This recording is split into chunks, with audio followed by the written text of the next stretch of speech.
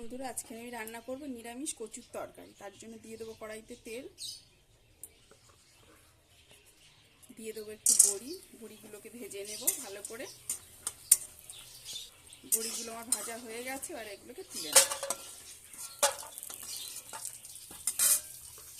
ওই কড়ার মধ্যে দিয়ে দেবো শুকনো লঙ্কা, তেজপাতা, পাঁচফোড়ন।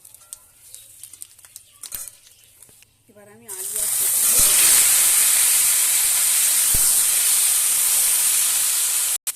দিয়ে দেবো কয়েকটা কাঁচা লঙ্কা, দেবো একটা টমেটো, দেবো লবণ, হলুদ, ধনে গুঁড়ো, জিরের গুঁড়ো।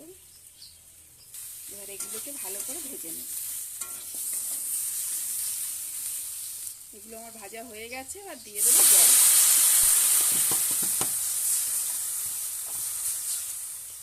তরকারিটা ফুটে গেছে, এবার এটাকে ঢাকা দিয়ে দেবো।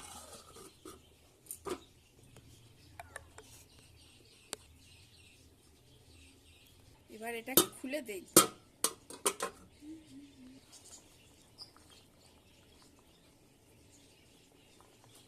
অল্প অল্প কচি, এবারে দিয়ে দেবো ভেজে রাখা বড়িগুলোকে।